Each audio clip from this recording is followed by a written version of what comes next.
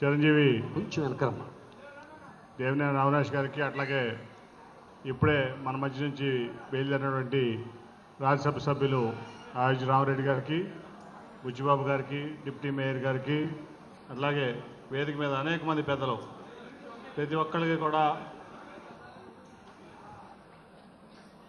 హృదయపూర్వక నమస్కారాలు. అట్లాగే మీడియా మిత్రులకి, విజయవాడ ఈస్ట్ వైఎస్ఆర్సిపి కార్యకర్తలకి, అట్లాగే దేవినేని నెహ్రూ గారి అభిమానులకి అందరికీ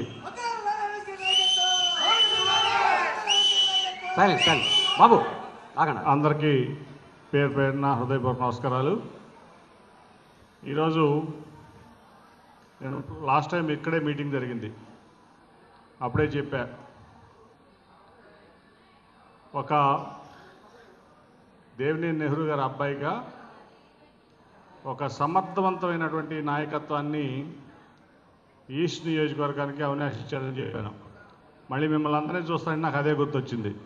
ఎందుకంటే నేను ముందే చెప్పా కదా, ఇక్కడ పాపం ఎమ్మెల్యే గద్దె రామ్మోహన్ మీటింగ్ పెడితే 10 మంది కూడా రారు. ఇక్కడ మనందరం చూస్తే మన నెహ్రూ గారి అభిమానులు కానీ, వైఎస్ఆర్సీపీ కుటుంబ సభ్యులు కానీ, మీ అందరినీ చూస్తుంటే విజయవాడ ఈస్ట్లో భారీ మెజార్టీతో అవినాష్ గెలుస్తాడంటలో ఎటువంటి సందేహం లేదు.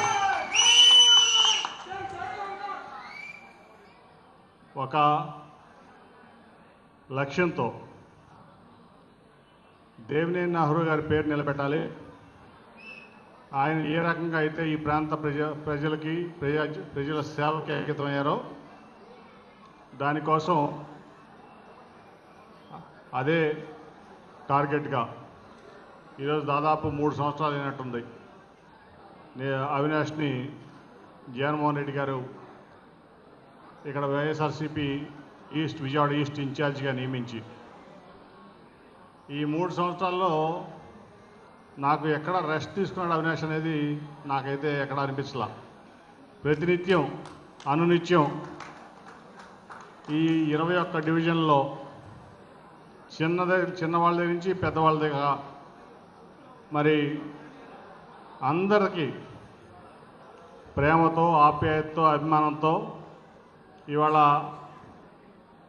మరి అవతల పక్క నుంచి కూడా అభిమానులు సంపాదించుకున్నాడంటే అది నిజంగా మనం అవినాష్ని అభినందించాలి. ప్రతి డివిజన్లో కూడా అభివృద్ధి అంటే ఒక మార్కు, అవినాష్ మార్క్ ఈరోజు 21 డివిజన్లు విజయవాడ తూర్పులో పడింది, దాంట్లో ఎటువంటి సందేహం లేదు.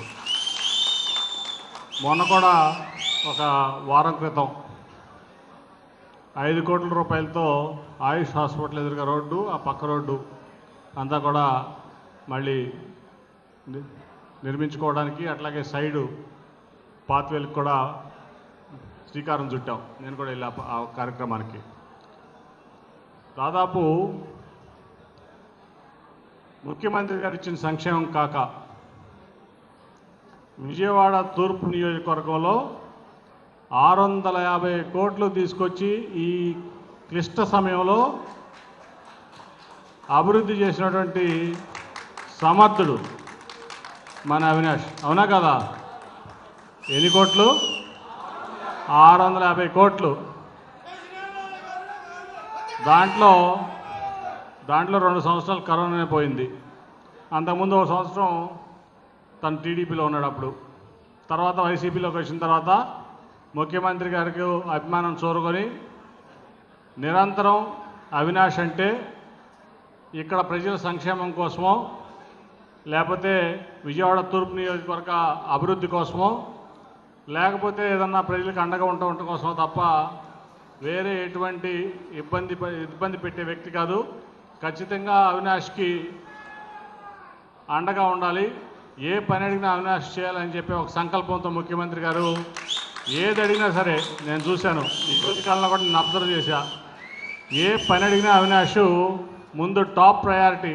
ఈ 175 కాన్స్టిట్యున్సీల్లో అవినాష్ వెళ్ళి అడిగాడంటే విజయవాడ ఈస్ట్కి టాప్ ప్రయారిటీ ఇచ్చేటువంటి పరిస్థితి వాళ్ళ ముఖ్యమంత్రి గారి దగ్గర సంపాదించుకున్నటువంటి ఒక సమర్థం, అలాగే సమర్థత, మంచితనం, అలాగే ఒక ఆప్యాయత, ప్రేమ అన్నీ కూడా అంతటి పేరు తెచ్చినట్టు నిజంగా దేవినేని నెహ్రూ గారి అబ్బాయిగా నేను సంతోషిస్తున్నాను, గర్వపడుతున్నాను కూడా ఆయన పేరు నిలబెట్టినందుకు. ఒక ఎమ్మెల్యే కాకుండానే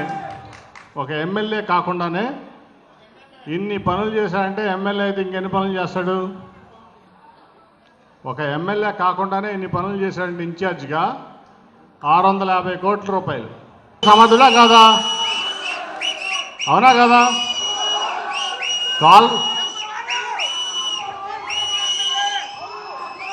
ఆగాలి. అందరికీ కాలర్ ఎగరేసుకుని చెప్పండి.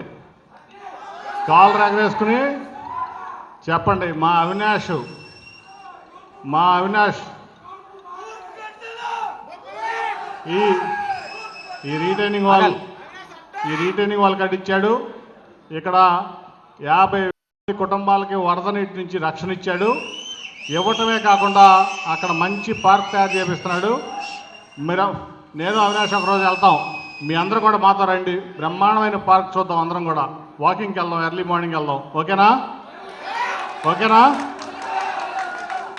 అట్లాగే ఇంత ముందు కూడా చెప్పా మీకు, ఈ ప్రాంతంలో ఎక్కడైనా సరే కాలనీ ప్రాంతంలో అపార్ట్మెంట్లు ఉన్న చోట అభివృద్ధి లేదు అని చంద్రబాబు నాయుడు, లోకేష్ నాయుడు, అలాగే కొన్ని సెక్షన్స్ ఆఫ్ మీడియా చెప్తా ఉన్నాయి.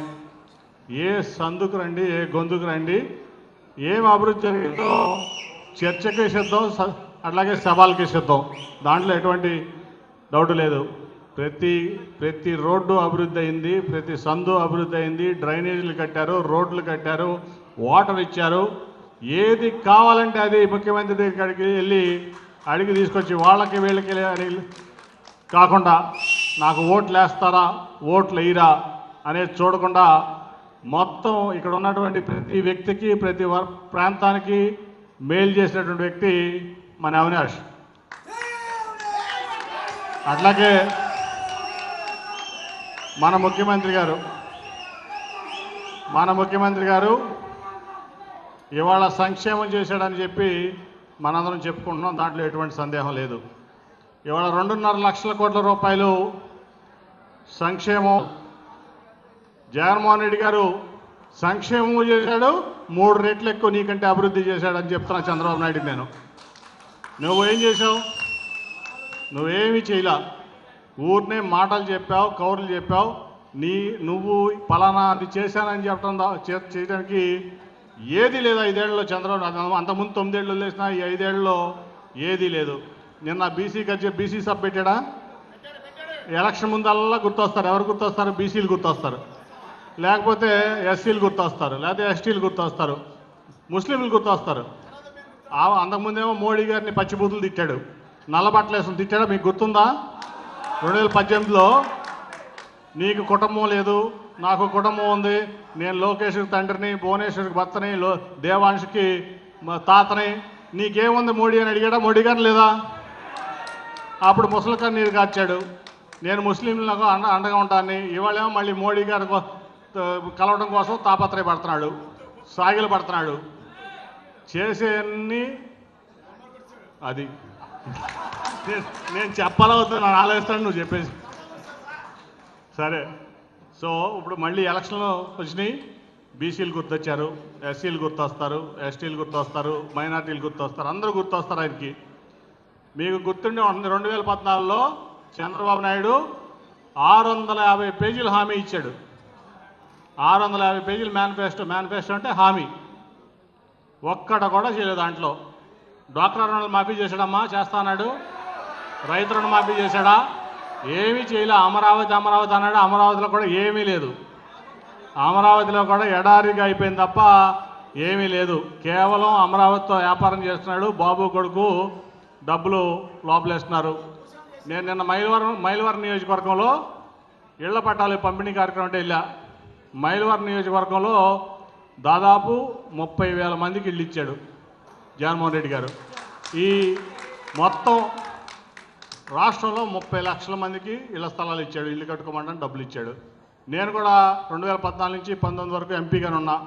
కేంద్రం 5 లక్షల ఇళ్లకి శాంక్షన్ చేసింది. ఈ రాష్ట్ర ప్రభుత్వానికి మేము డబ్బులు ఇస్తాం, పేదలకు ఇల్లు కట్టించానంటే ఈయన టిడ్కో ఇళ్ళు అని చెప్పి మొదలుపెట్టి ఒక్కొక్కరికి 6 లక్షలు తీసుకుని నేను క్లియర్గా చెప్తున్నా, మీడియా కూడా చెప్పి రాసుకోండి. ₹1,00,000 కిక్ బ్యాక్ కోసం ఒక్కొక్క ఇంటికి ₹1,00,000 కమిషన్ తీసుకుని చంద్రబాబు నాయుడు ఇళ్ళన్నీ కూడా పక్కన పెట్టి, అదేంటంటే షీర్వాల్ టెక్నాలజీ అన్నాడు, ఫైర్వాల్ టెక్నాలజీ అన్నాడు.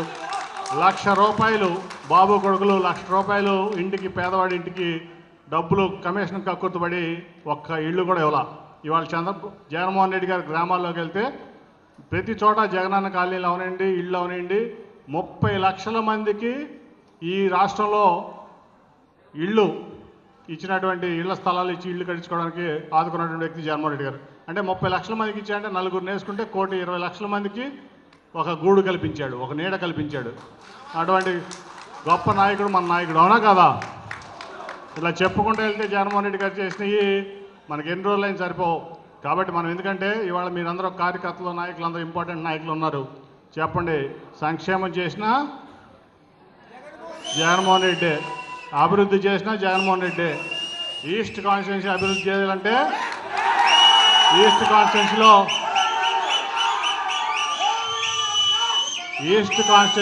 విజయవాడ ఈస్ట్ కాన్స్టిట్యున్సీలో అభివృద్ధి చేయాలంటే అవినాష్, సంక్షేమం చేయాలంటే అవినాష్,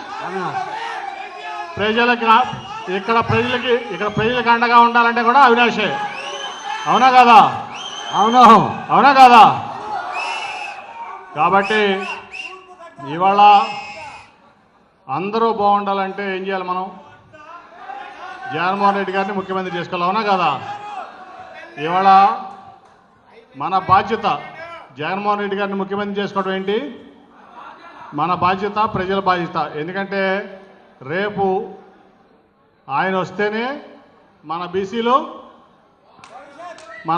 బాగుండాలంటే, మన ఎస్సీలు బాగుండాలంటే, మన ఎస్టీలు బాగుండాలంటే, మన మైనార్టీలు బాగుండాలంటే, అన్ని కులాల్లో, మతాల్లో పేదవాళ్ళు బాగుండాలంటే, ఈ రాష్ట్రం అభివృద్ధి చెందాలంటే, మన పిల్లలు ఇంగ్లీష్ మీడియంలో బ్రహ్మాండంగా చదివి ప్రపంచంతో పోటీ పడాలంటే, మనందరికీ ఉద్యోగాలు రావాలంటే, ఇవన్నీ మాకు చెప్పడం కాదు, ప్రజలకు చెప్పాలి. మీరు చెప్తారా? భారీ మెజార్టీతో. ఇప్పుడు చాలామంది చాలా రకాలుగా మాట్లాడుకోవచ్చు. ఆ క్యాస్టు, ఈ క్యాస్టు, ఈ క్యాస్ట్ అట్లా ఏదో, ఈ క్యాస్ట్ అట్లా ఏదని. ఇవన్నీ ఊరిని మాట్లాడడానికి పనికి వస్తాయి. ఇక్కడ కొంచెం ఈస్ట్ కాన్స్టిట్యున్సీలో కొన్ని వర్గాలు ఉన్నాయి, మా వర్గాలే. వాళ్ళకి ఏంటంటే పనే ఉండదు, ఏదో కొంచెం ఆదాయాలు వస్తూ ఉంటాయి, కూర్చుని సొల్లు కౌట్లు చెప్పుకుంటూ ఉంటారు, వాళ్ళు మాడుకుంటూ ఉంటారు. ఆ క్యాస్టు ప్లస్ ఈ క్యాస్టు వీళ్ళకి ఇది, లేదా ఈ క్యాస్టు ప్లస్ ఆ క్యాస్ట్ వాళ్ళకి వేస్తుంది కాబట్టి గెలిచిపోతామని పాపం పగడకళ్ళకు కంటూ ఉంటారు. ఇవాళ ఈ విజయవాడ 7 కాన్స్టిట్యున్సీలో భారీ మెజార్టీతో గెలవబోయేది అవినాష్, రాసి పెట్టుకోండి. విజయవాడ పార్లమెంట్లో 7 కాన్స్టిట్యున్సీల్లో అన్ని కులాలు, మతాలు, వర్గాలు ఇవాళ అవినాష్ను కోరుకుంటున్నాయి. నేను చాలామంది దగ్గర విన్నా. ఇవాళ మొన్న పాపం మా గద్దె రామ్మోహన్ గారు అట్లాగే కొంతమంది కలిసి వెటనరీ కాలేజీలోకి వెళ్తే 20 మంది లేరంట. వాళ్ళే చెప్తాను నాకు ఫోన్ చేసి, మా ఎమ్మెల్యే తెలుగుదేశం వాళ్ళు చెప్పారు నాకు ఫోన్ చేసి. పాపం వెటనరీ కాలనీలోకి వెళ్తే అక్కడేదో చాలామంది వచ్చేస్తారు, ఇన్ని పూల మీద నడిపించుకుంటారని వెళ్ళారంట. 20 మంది కూడా రాలేదంట కాలనీలోంచి బయటికి, ఇళ్ళలోంచి బయటికి. పాపం మొహం మాడిపోయి ఇంటికి వచ్చాడని చెప్తున్నారు. అది పరిస్థితి అయింది. ఖచ్చితంగా గద్దె రామ్మోహన్ అతను ఓడిపోతున్నాడు. భారీ మెజార్టీతో ఈ విజయవాడలో పార్లమెంట్లోనే హైయెస్ట్ మెజార్టీ ఎవరిది? అవినాష్. ఇంకోటి కూడా ఉంది. నాకేంటంటే